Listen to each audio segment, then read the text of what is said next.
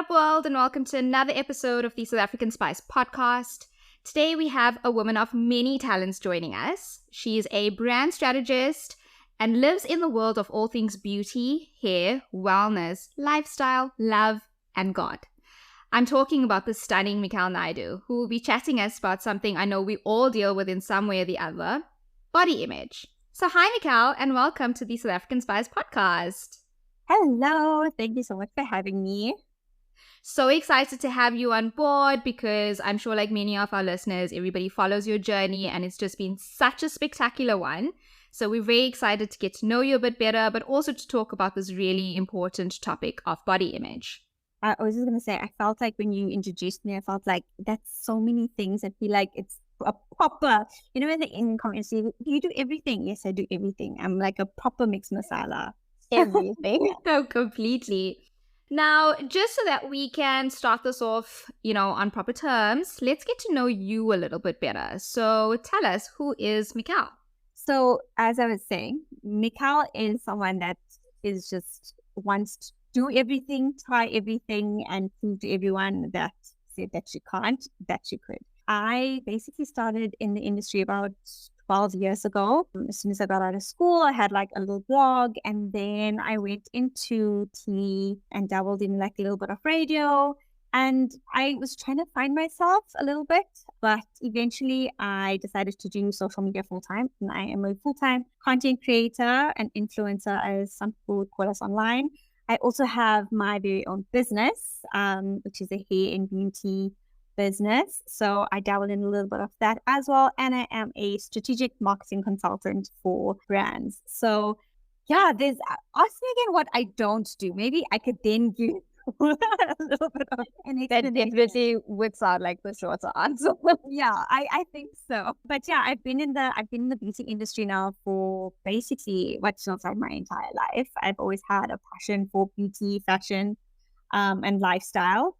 But I think a lot of my expertise comes from just things that I knew growing up, things that I was taught that was kind of passed down from generation to generation. How I do my hair, how I do my makeup, all those kind of things, what I should eat, what I shouldn't eat, And it's just become, and I've created such an amazing community online that really trusts what I bring to the table. And I'm so glad that I actually have that platform to be able to share everything of my life with everybody. Yeah, and I know like all of us really do enjoy watching you grow on that platform because you've also dabbled in so many different things, like you said, so a true busybody. But it's also been really nice to see you like switch it up a little bit, try something new, excel at that thing, and then move on to the next. And I'm sure it's very inspirational for many other women that also follow your journey. Yeah, and like you were saying, like I do a lot of hair and beauty and skincare types of videos. But I think a little bit into my 20s, I dabbled in a lot of like fitness stuff. And it's not because I was an expert at it. It was something that I struggled with and something that I grew up. I was the skinny girl in school, the skinniest of skinny short girls in school. That was me. And the moment I put on a little bit of weight, it was just like moment. And now when I look back at, my early 20s, I was like, I looked so good. Why was I so insecure about it? But yeah, everything that I've kind of gone through in my life, I've shared it with my audience, especially even that journey of my life. So we all thank you so much for your candor, because it is a difficult thing to do, to put yourself in the spotlight, especially about things that you yourself are not truly comfortable about. But before we get into those things, in the true spirit of the South African Spice podcast, we would like to get to know you on a little deeper level. So I'm going to ask this question and it's going to come with some additional interest. I'm curious, Mi'chal, what do you know about your own family history, heritage, how your ancestors made their way from India to South Africa and like what generation South African Indian you are? And I'm extra interested to know this because, surprise fact, Mi'chal and I are actually cousins. And Mi'chal's my cousin from my father's side, which is, an extra layer of Yeah. Surprise. Whole other story. We were friends before we actually found out that we were cousins, which was wild. Well, not even friends. Like we became friends on Facebook, and then eventually my cousin, which is your sister, posted a picture with you, and I was like, hey, how do you know this girl? And anyways, yeah, as you said, a whole different story for another day. Crazy time. But yeah, I'm interested to know, what do you know about that lineage? So it's actually very funny. I knew a lot about both my grandparents' side and like their families and how they were like brought up and things like that. What I knew for the longest time is, like my grandparents' story, especially how they moved from Durban to Johannesburg specifically. But I never really knew in terms of like our history of my family and our family, where that kind of extended from. It was until I think probably COVID that my mother actually was into this whole thing. Like she just wanted to know which lineage she's from. And it actually turned out that my grandmother's, I could be mistaken, it's great, great, great, great, or somewhere there. I don't know how many greats, but it was one of the greats. Grandfather, he was a prince in India, and he actually had two wives.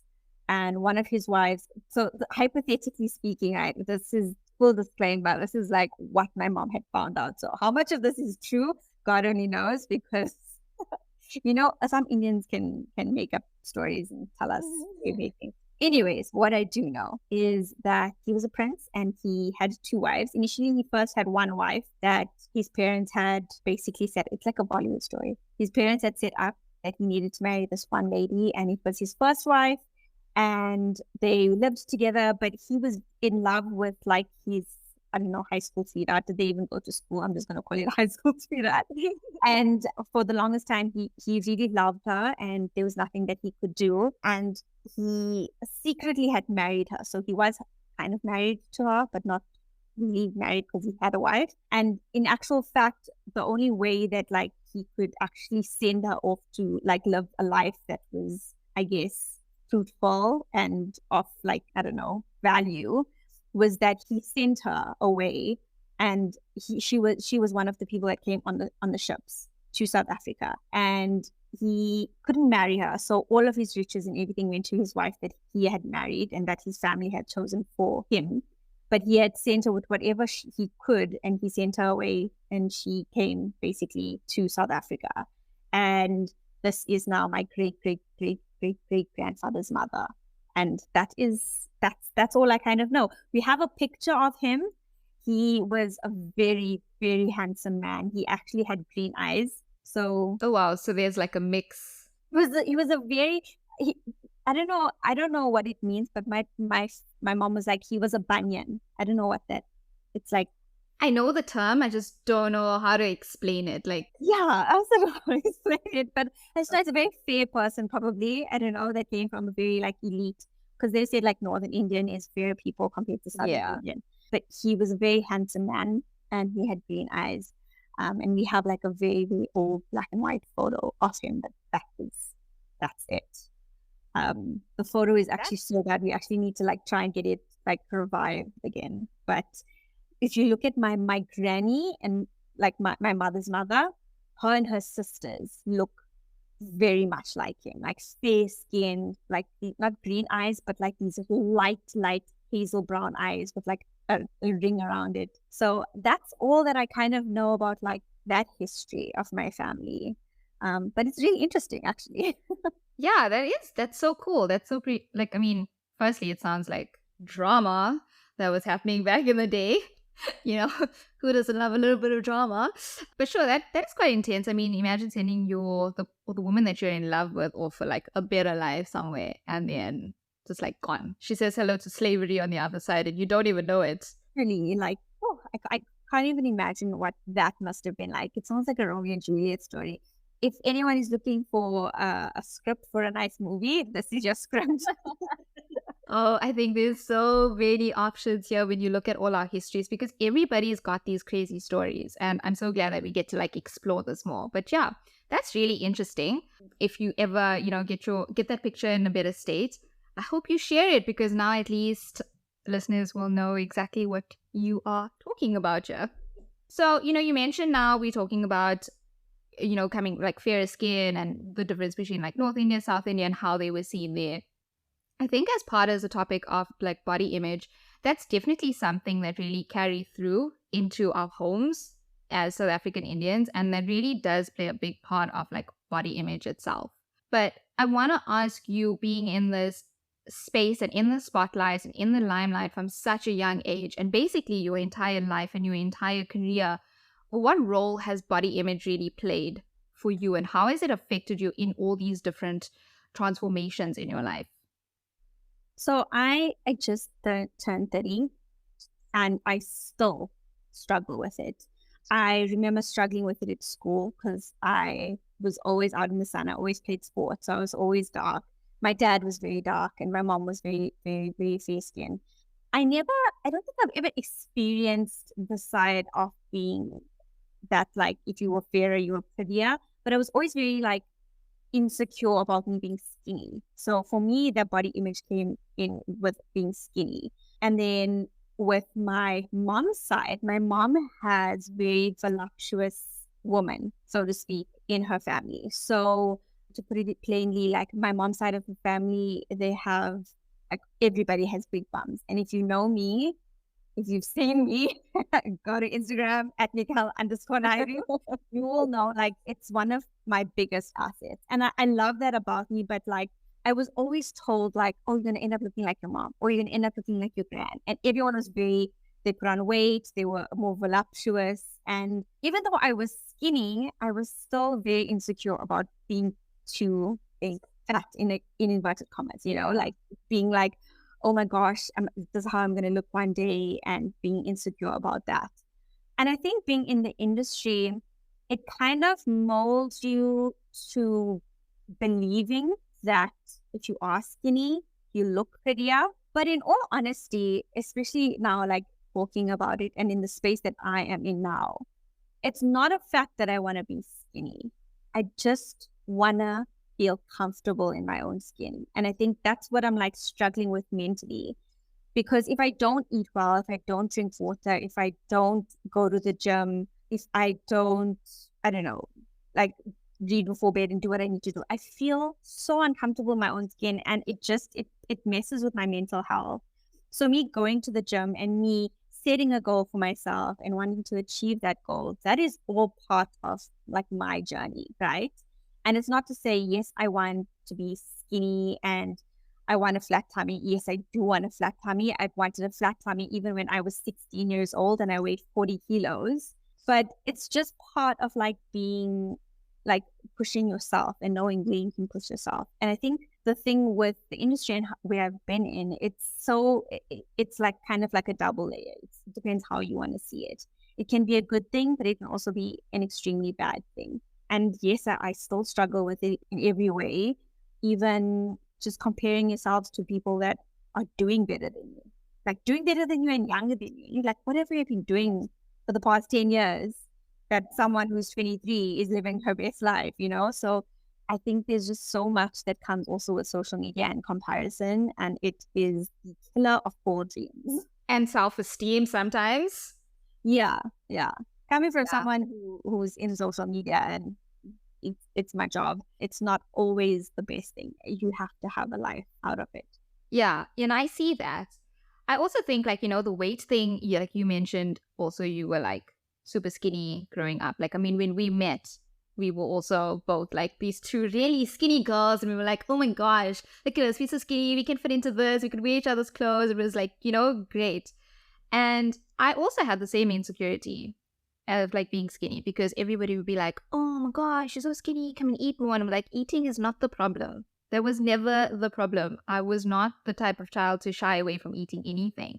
And I know you were too. Like, it was, we could eat everything. We would eat to try and put on the weight. And it just... And in proper Indian culture, like, you will not get off that table until you finish that plate of food. And we would make like little balls of food on our plate, and like you could eat at 12 o'clock, eat at 1 o'clock, go around the plate. Yeah, exactly. And that was also the second helping of food that you were given, because you needed to eat more. And it would be cold by the time you do that. Oh my goodness. PTSD. So, yeah, like I remember those days as well, but I also remember all the comments and stuff that, we would get. And I say this, I think, or maybe I didn't say this, but my mom, one day I wanted to go and play sport. So, I just started this new school in primary school, grade 4, and I was like, oh, my teacher's doing hockey. She's the coach. I want to go play hockey. And I was like, you can't go play hockey. They're going to mistaken your leg for a hockey stick. And I was like, oh, good point. And I was so insecure from that point. And I hated wearing skirts and I hated wearing dresses because it's like, I've got skinny legs. And now that I've like put on weight as well, because like, let's face it, as you hit 30, I don't know, some clock, some switch, something happens, something goes off, and your body's like, okay, I'm just going to take a chill pill now. This is all on you. And everything just stops functioning properly. And I've put on weight now. And now when I've done that, then it's like, oh, you're very happy. And oh, look at you, you're so round. And oh, you're pregnant. Are you this and stuff? And it's really difficult to find that place where, even though I'm happy with it, to be like, everybody else just needs to calm down. You got what you wanted. I put on the weight. Now you want me to go back. Like, make up your mind. What do you want? Yeah. Like, I've had that as well, I think, with family. I mean, like I said, in my early 20s, when I was just putting on weight, I can so clearly remember it was, I think, around 2017. It was my first year of varsity. And I was one of the brand ambassadors for Freddy Jeans at the time. And they were having this fitness class, like competition kind of thing. It was like I think a 12-week competition that everyone kind of took part. And then after every class, you would have to like go and write down in a book like what your weight is and what your centimeters are. And I kid you not, I was 49 at the time. And I can remember this so clearly because I would write down 49.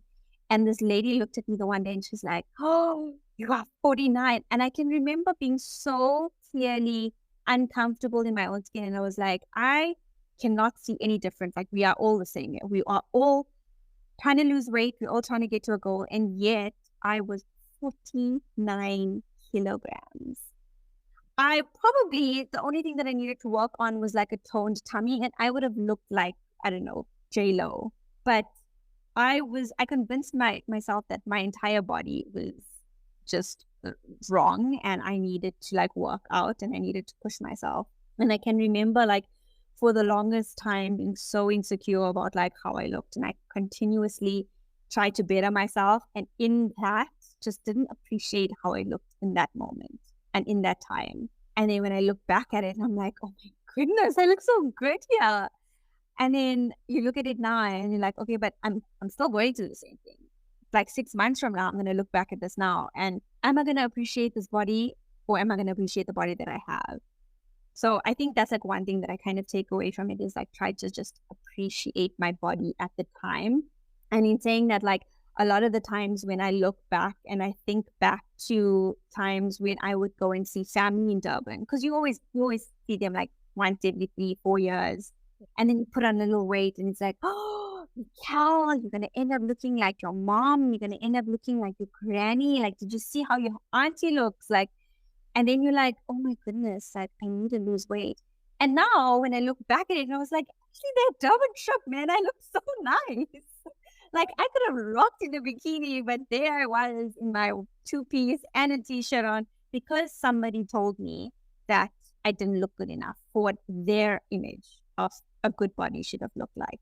And that's also so weird because they'll say that to you, and then the person next to you, the other cousin next to you, they'll have a completely different thing. And you're like, but, we're so similar. And now I'm the one with this issue, and that one is the one with it. And it's such a thing where you just have to, I guess everybody gets to the point in their life when they realize, you know what, the outside noise doesn't matter, and that's not really what I want to focus on. And they really just focus on what they want and what they believe in.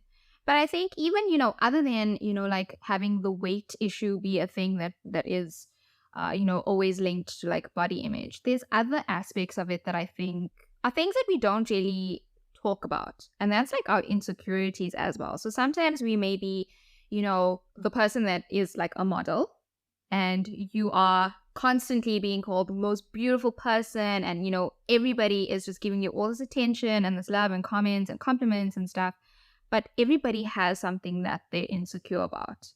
And I mean, I know, like for myself, for example, I've always had 3 insecurities, and I've had different relationships with each of those insecurities. So my 3 is like my legs. Never wanted to show them because I was like, oh my gosh, I'm walking on my hands here. This is like 2 sticks that I've got. And as I eventually got older, and this was like long after school, long after working for a couple of years, I eventually just found the confidence and I started wearing short skirts and I started wearing dresses and I started showing them. And I was like, I'm comfortable with this now. I'm okay with it. It didn't really define me as much or get to me. And that was before I put on weight. And then I was okay. That's like the one relationship where you learn to grow into that.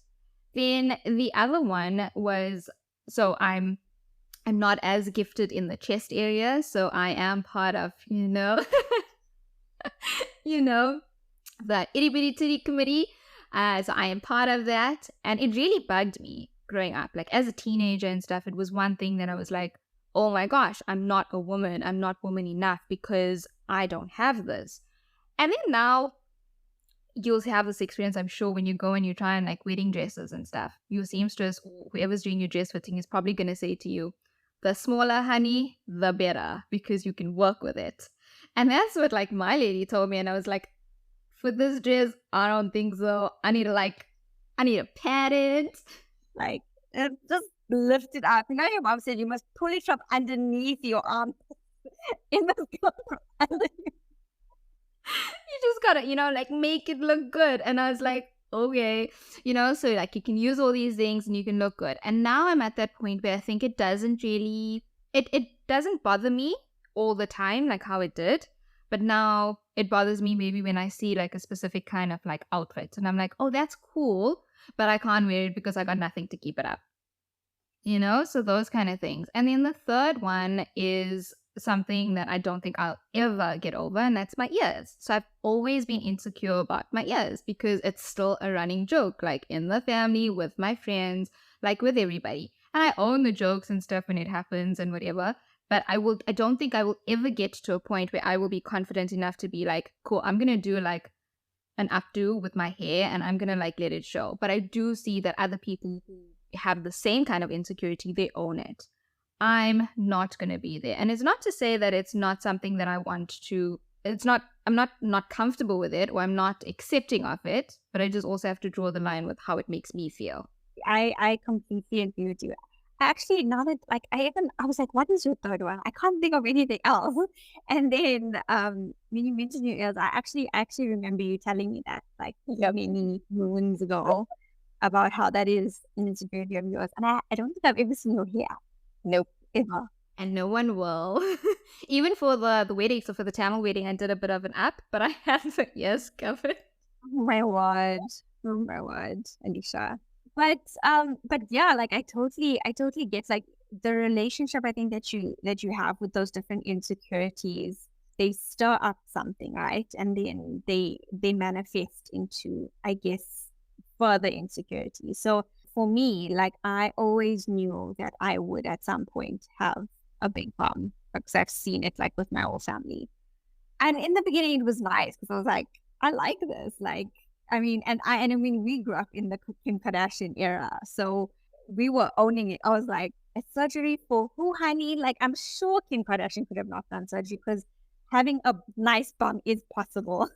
Yeah. But for me, I think my insecurity was definitely like my chest as well. It was a huge insecurity. I think even just growing up and like family, friends, and like they would get bustier and you'd be like, oh my goodness, I thought this would happen at some point, but it's not happening. And then for me, I think my other biggest security, like I had mentioned, is like my tummy. I've always just wanted a flat tummy. I wanted a flat tummy with like a nice bikini and like nice abs. Like it doesn't have to like be like abs and whatever, just like a nice flat tummy. And like I'm saying, I think the only time I can actually think about me even having a semi-flat tummy was at 16. And come on, at 16, like there's nothing there. You have zero body fat on you, right? But for me, that's always been a huge insecurity. And I kind of realized that one of the things that I have to do about it, or it's either like I need to start, and this is one thing that Wayne has also taught me. He's like, if you're going to complain about it, then you need to do something about it. But if you are complaining and you're not doing something about it, then I don't want to hear about it. So I was like, okay, my tummy is a huge insecurity of mine. I'm going to do 30 push-ups for 30 days, and I'm going to see if I have abs by the end of 30 days. Like that's literally what I decided. From next week Monday, I'm doing 30 sit-ups, not push-ups. So 30 sit-ups for 30 days, and I want to see if I have abs for the end of the 30 days. And if we don't, then I'm just going to go 100 sit-ups for 100 days and see if I get, because I'm just tired of not doing anything about it. And also eating, like I don't think that people understand that a lot of it is just, it comes with eating. Bloating is normal. Like every person bloats. And if you aren't eating the right foods for you, your belly is the one place that your body just stores the fat. And in actual fact, in every body, you are supposed to have some layer of fat around your belly area because it protects your uterus. Like that's what our bodies were made for, right? So yeah, it's like I think making pieces with those different insecurities, but I'm slowly but surely like getting more and more body confident, but it is a journey. Like I still look at my mom and I still look at my grand and I'm like, do I look like that? You know, am I going to look like that? Or like, and it's a bad thing. Like it's you not just, I think, hurting yourself in the long run. You're going to think at that age, that's what you're going to look like, right? Yeah. And you're going to beat yourself up about it if you get to that age. And even if you don't look like that, you're still going to think you look like that. So for me, it's like, it's continuously just working on my own self-image. And like, you know, if my bum's an insecurity, I need to go do squats. If my tummy is an insecurity, I need to eat better and like working on those things. But, and also like just keeping what people say about you, just taking it with a pinch of salt. It's easy to say, difficult to do, but it's a work like in progress. And it's just something you have to tell yourself as you go along because it's not going to stop. Yeah, I mean, you just have to kind of learn how to block out the noise in a way that works best for you. Yeah, because it's going to come. Those comments are going to come, whether you like them or not. People are going to say hurtful things. But at the end of the day, I think it's just about how you look at yourself and say, oh, okay, I know my boss big. Like, I don't need someone to tell me. Like, I know. And I like it that way, you know? Or, I don't know, like, I like that I have, like, thick thighs. And it's okay. And if it's uncomfortable or an insecurity to me, I'll do something about it, but it's not for someone to tell me that I need to do something about it. Well, I think, yeah, that's the other thing, right? So some people mention things and they make these things insecurities for you when they don't necessarily have to be. Like you could have, for example, a beauty spot somewhere and somebody be like, oh my gosh, you should cover that up and put makeup. But yet it's a feature of yours that really is truly defining to who you are. And you may really like that feature.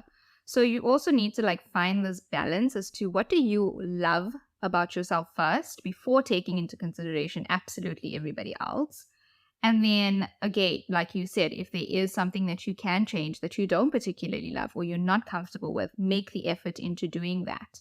Now, I know that's also something that is quite easy to say and really difficult to do, especially when you're feeling very low in self-confidence and your own self-esteem and stuff. So do you have any advice for anybody listening out there? And I suppose this is not even just, you know, for women, but really just anybody listening out there that just needs that extra oomph of motivation to go out there and like get to it. Well, that's actually a really interesting question. I don't even think I have got the answer for that because I think I have to convince myself every day that like I'm worth that person I see myself as. Because ideally, right, the person that we want to be, with the house that we want to live in, with the job that we want to own, with the children that we want to have, with the body that we want to have, ideally that image of us already exists. Because if it didn't exist, we wouldn't be able to conceive that idea. So ultimately, we have to bridge the gap of who I am now and who is the person that I see myself becoming and how do I work every single day until I get to that point. And it's like, do I work every second day? Okay, cool, work every second day. You're going to get there in twice as much time. If you work at it every single day, a little bit of it every single day, you don't have to be at the gym for 4 hours every single day. Be at the gym for 10 minutes.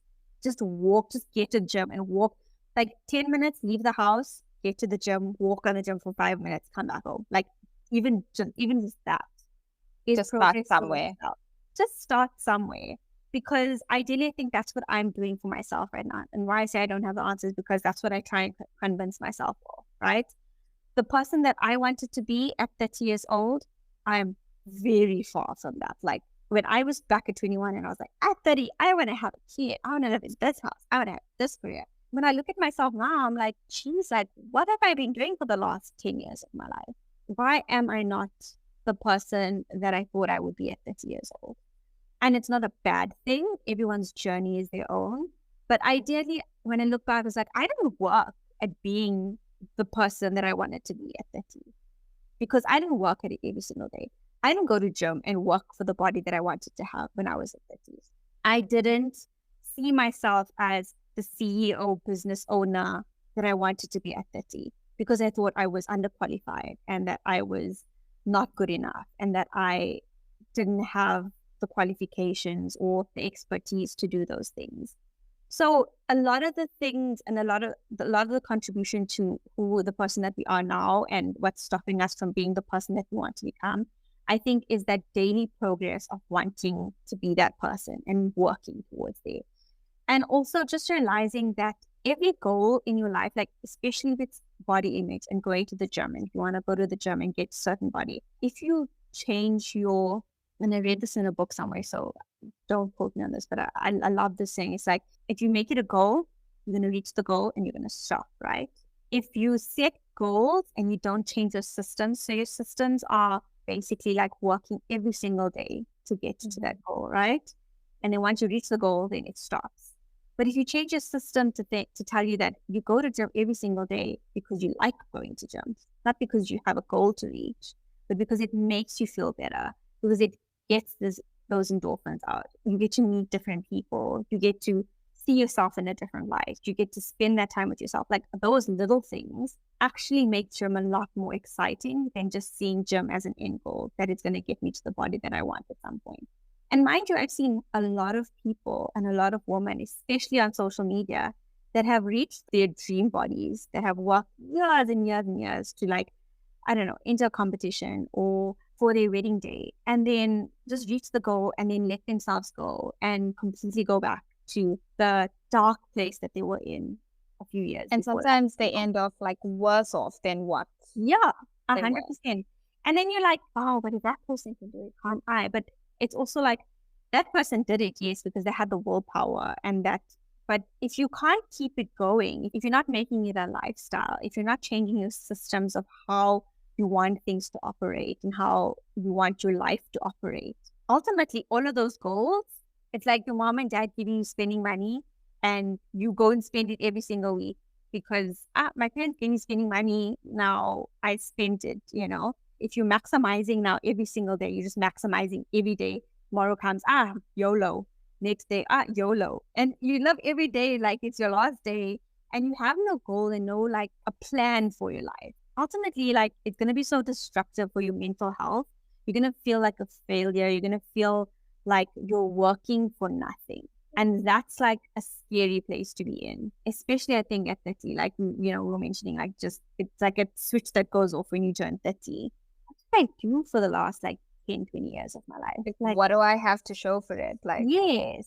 Do I have my career going? Am I in that, home state that I want to be in? Am I married, pregnant and barefoot? Or am I still hustling out here? And then also being judged on that, right? Because if you're not pregnant and barefoot in our culture or whatever you would want to, in our community, but if you're not pregnant and barefoot, then it's like, oh, she's too good for us. She thinks she owns this big business, but is it really a business? A little side hustle on the side, I used to also sell samosas back in the day. Yeah, it's true. It's true because these are actual things that get said. Yeah, exactly.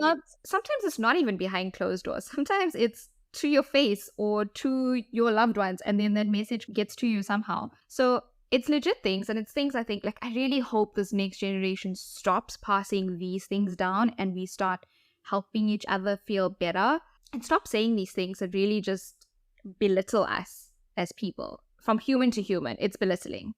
I think, like, even, you had mentioned you'd moved and you moved in like you had nothing to do, right? Like, you're like, okay, let me start the podcast. And that's an amazing thing. Some people would look at that, and not some people, like Indians in our community would look at it and be like, shame. Her husband must be supporting her. Shame.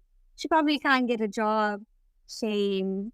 isn't she qualified? What is she like? It's like unnecessary things, right?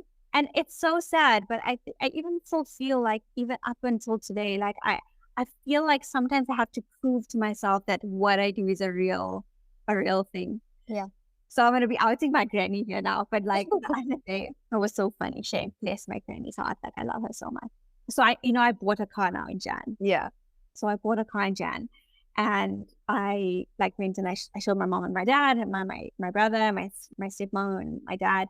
And then I didn't show my grand because she wasn't here. But anyways, I called and I was like, "Oh, mom, I bought a new car, and yeah, I was so excited. Just wanted to tell you." And she was like, "Oh, that's so nice. I'm so happy for you." And then she spoke to Wayne. And she said to Wayne, he's like, "Oh, God bless you, son. Thank you so much for everything you do for me, Cal." And then he was like, "Ma, Nick bought the car." So I was, "Oh, okay, all right." Like, God bless you. And I was like, "Ma, I bought the car with my money." And bless my grand, because like I've been in this industry for 12 years now. I've been doing social media 12 years. I had a corporate job for 3 months. You could say 3 months. But other than that, I've been working for myself. I've been my own boss. I've dabbled in a lot of things, even including social media. And my gran, in those beginning years, she would sit up and wait for me till 12, 1 o'clock in the morning, knowing that like at the time I would also like work, do hostessing and ushering and promotions, and still do social media on the side. And yet my granny still thinks that what I do is just not a job.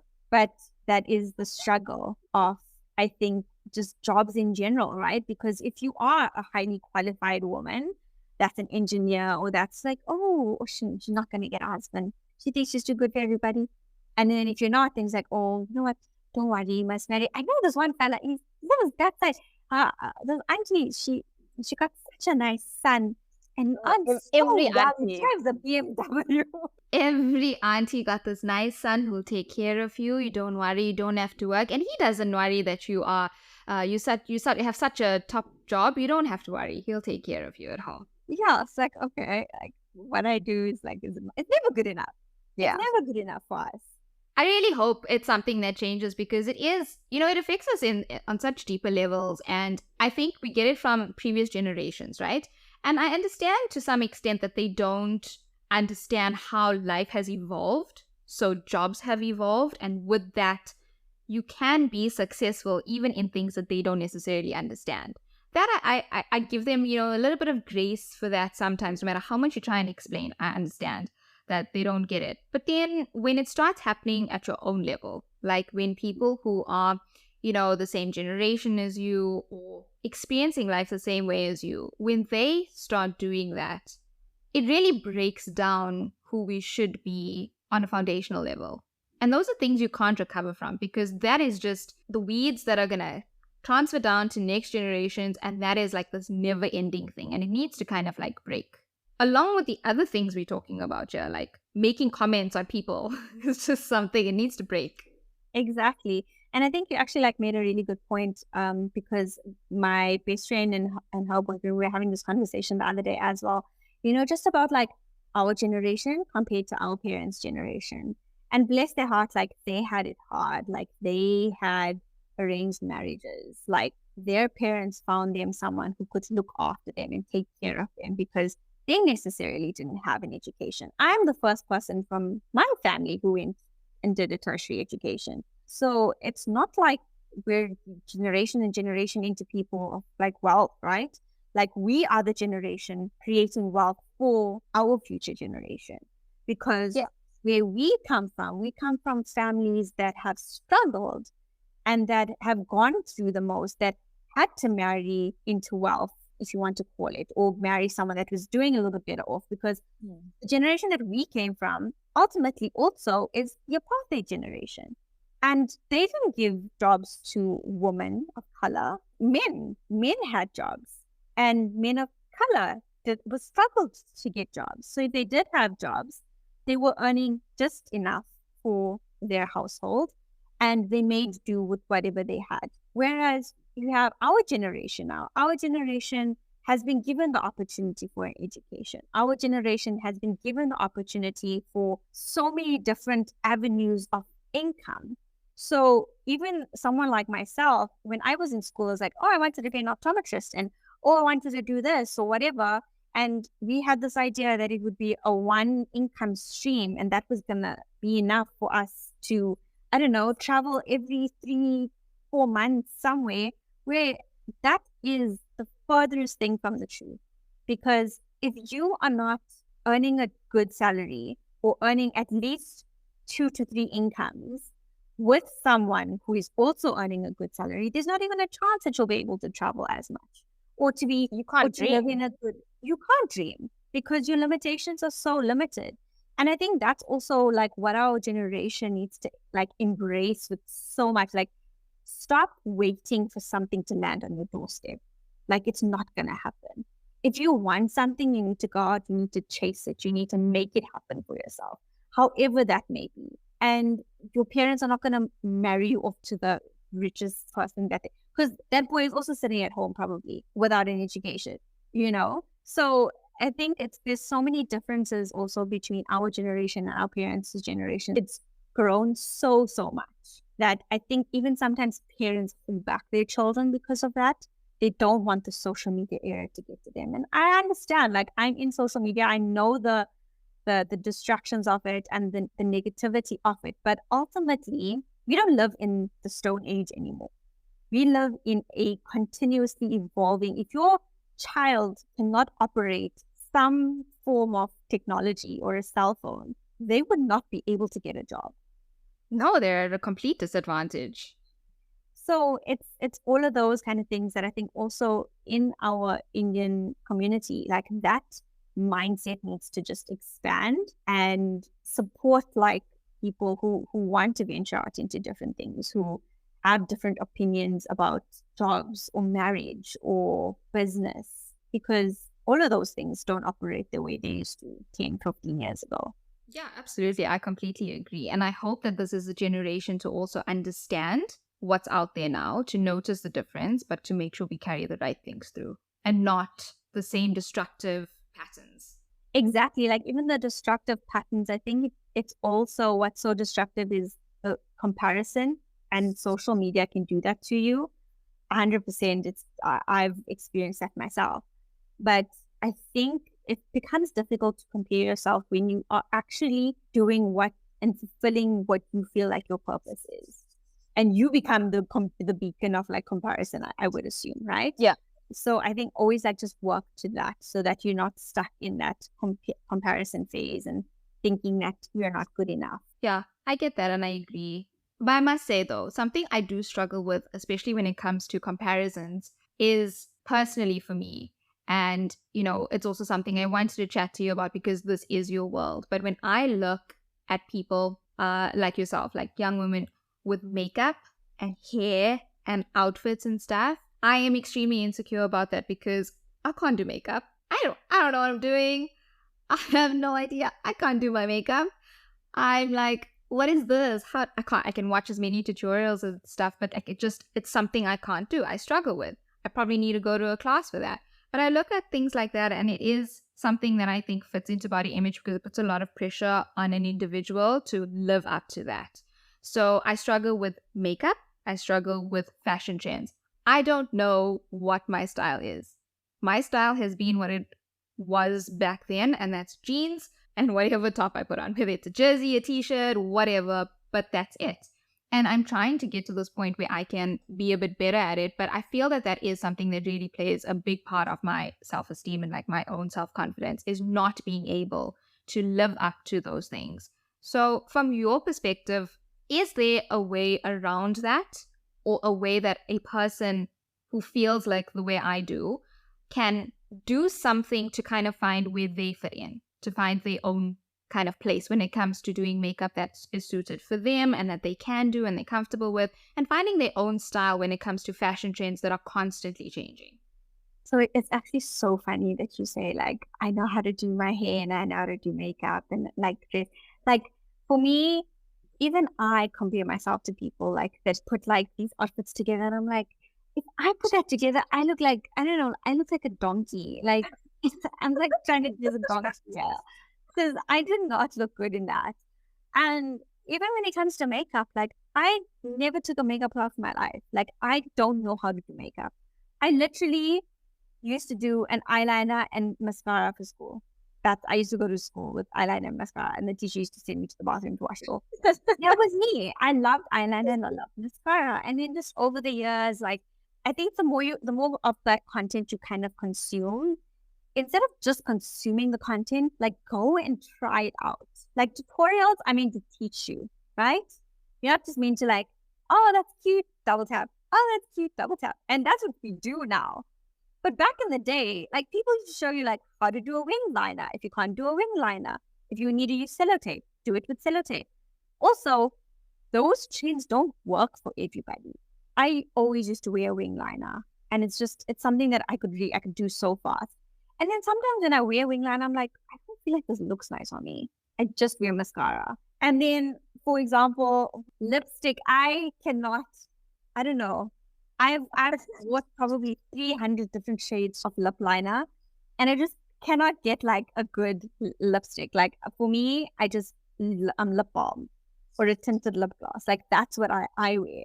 I don't go through tons and tons of like lip products because I'm just like not a lip girl. Like I've never been into that. So if you're not into that, you don't have to stick to the trend because everybody's doing it. If you like, I want to know how to apply foundation really, really well because I really enjoy wearing foundation. Oh, I really want to cover these bags under my eyes.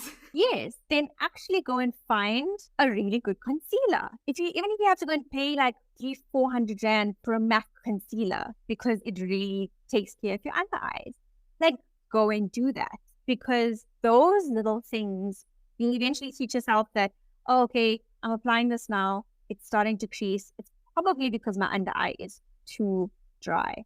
So then I'll use like a cream or a moisturizer underneath it. And then the next time I apply it, and then I was like, oh, okay, it's a little bit plumpier. It's a little bit more better. Maybe it's still a little bit dark. Let me now color correct. What the heck is color correcting? Go and do research on what color correcting is. Then go and find a product that you can color correct with and then experiment.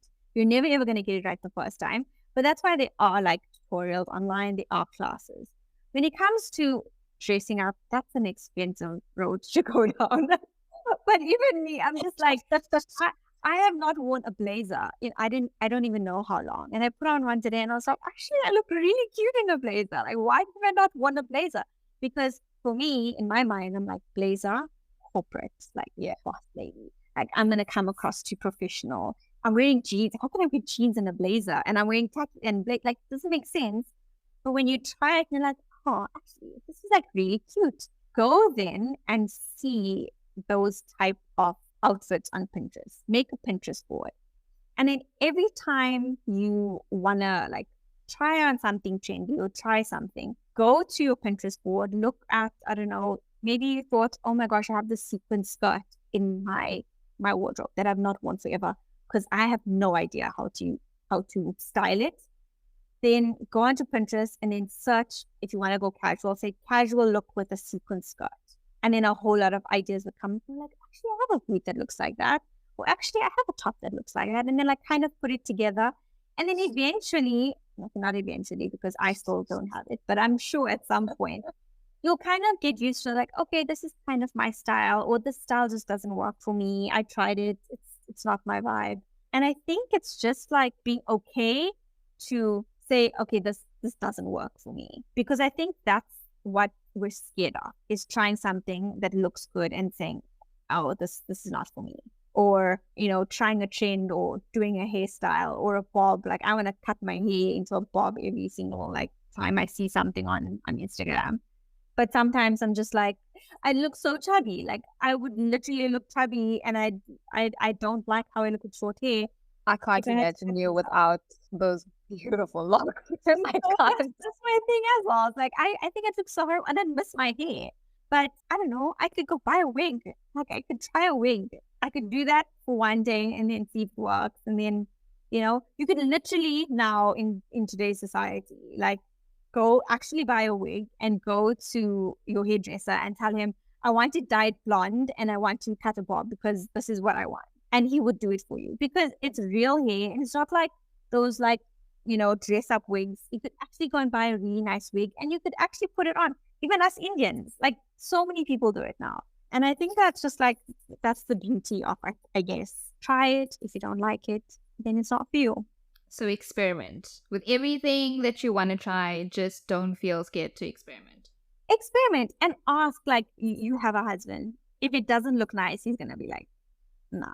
You know what? I wouldn't even say that, because sometimes, depending on the type of person, they'll be like, no, it looks great. No, you look fine. No, don't wear makeup. No. So I wouldn't trust that. I would say, ask somebody who's going to give you an absolute honest opinion. Someone that will give you like an honest, like I always ask my close friends, that I have one or two close friends in the industry. So I'll go to her and I'll be like, do I look okay? Because I feel like I look like a monkey today. I've never worn this outfit this way. And she'll actually be like, this looks really, or you'll see people will end up complimenting you. You'll just be like, oh, this is such a cute outfit. And like, really? Like, I don't think it looks good, but thanks so much for the compliment. And then it'll just like spark that actually, you know what, maybe I do look good. Also, color theory. Oh my goodness, it's something I've just discovered. Color theory and your skin tone, and certain colors look better on you than other colors, which I think is so right, because I don't wear a lot of color. But when I do wear color, I use blue and I use oranges. And oranges look so nice on my skin tone. I don't understand why. Yeah, I've seen you in oranges and it looks really nice. And I mean, orange, like, really, I'm going to go buy an orange jumpsuit because, you know, like, who thinks of that? Nobody. But when you use it, someone will be like, I look really nice today. And it'll bring out your features. It'll bring out your hair. It'll bring out your skin tone, your figure. That's why people make the money with the styling sessions. Maybe we should just get into that. I don't know. Yeah, that's another avenue that you can go down now. You can start exploring that. I think you would be great. I've considered just like asking you, hey, these are 5 things I have in my cupboard. Can you just tell me what outfits I can make? Do you know what I would do? I'd take all of those outfits and I would literally put it onto Pinterest, because I wouldn't know myself. I don't even know myself what to do with outfits in my own cupboard. Okay, so experiment and trust Pinterest. And ask your granny. She won't lie to you. My granny always actually give me all her nice clothes also. Okay, so ask somebody you trust and experiment a lot. I think the only thing that I struggle with experimenting is that sometimes I tried makeup. So I was like, you know what? I want to have some definition in my face. So I'm going to try and I'm going to contour and I'm going to do all of this. And I looked at myself and I was like, holy smokes. This does not look good. And then I gave up. That was the honest truth. I gave up and I was like, you know what, not for me. I'm just going to stick to my normal thing, put the concealer where it goes, put my foundation where it goes, cover up what needs to be covered up, and then that's it. So I think I'll take that advice and I will start experimenting. And I mean, also at the end of the day, right? Like, for someone who's known you also probably like half your life, I have never seen you with a ton of makeup on. Never. So now, if we are going, I don't know, if you come visit me and you're staying over for the night and you're wearing a ton of makeup, I'm gonna be like, what the heck is Alicia doing on her face? Like, it looks nice, but you're like, sometimes it's just not meant for you. Like, I also see these videos on Instagram where makeup artists will do their makeup. It'll be so natural, so beautiful. And you're looking at this bride and she's like, she looks stunning. Like, her makeup's done stunning. And then she's like, this is just way too much makeup for me. Like, I don't feel okay. And you're like, are you mad? Like, are you out of your mind?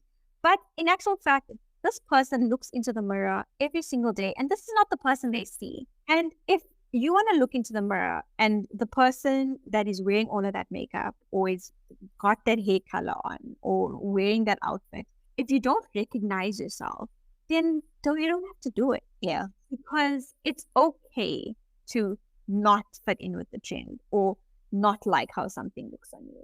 Like, you don't crop tops. For the life of me, like, it's just not gonna happen. It's not gonna happen, no matter how hard you try.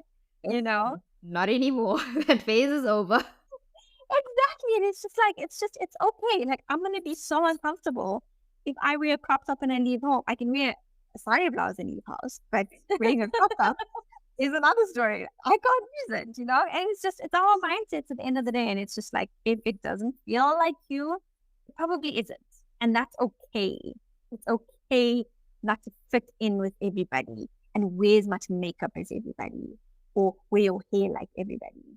Well, now you probably answered what my next question was going to be. And that was really just to, for our listeners, what would be your advice to just be kinder to yourself? I don't think body image is something that's just like on its own and a separate issue. I think it's linked to every other aspect of your life, like how you feel mentally, how you feel emotionally, and, all these things. So I think being kind to yourself is really important when it comes to these aspects. But what advice would you have to somebody to help them be a little bit kinder to themselves consciously?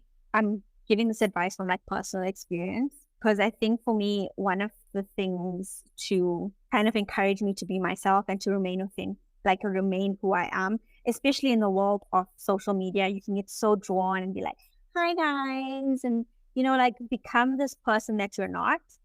For me, it was always just remaining true to the person that I am, who I was brought up to be. But also, I was very scared of being judged if people were to see me in real life and be like, I don't know who this person is. And I was just like, I cannot, there's nothing that I can do. I can't pretend anymore. And a lot of the times I wanted to take a step back from social media and be like, I can't do this anymore. But I do believe that social media is my calling. I haven't figured it out yet, but I do believe that I have such a big impact to make that it will come at some point, and that's the reason why I'm here. But even with that, like sometimes I just feel like I don't ever want someone to look at me and be like, she is not the person that she is online. And ultimately, for people that are struggling with whatever they're going through, whatever mindsets that they're in, just remain true to who you are, and also just like reflect, write down things. If there's things that you're struggling with mentally, internally, like write it down and then come back to it in a couple of days and like reflect on it and then come back and say like, okay, this is how I want to tackle this issue. This is how I want to tackle that issue. And is it an insecurity that I have because I have it? Or is it an insecurity that I have because somebody else brought it up? And then tackle it like that. Like it's never easy, but mental health is like a huge thing. And there's so much like ways you can go about, I guess, redirecting yourself in that sense. I think those are really good points to, take into consideration. And it's a nice way to kind of handle it. So thank you for that. And yes, I do believe also that where you are is where you're meant to be, because I think you do a great job. And it's really nice to see an authentic face out there that shares.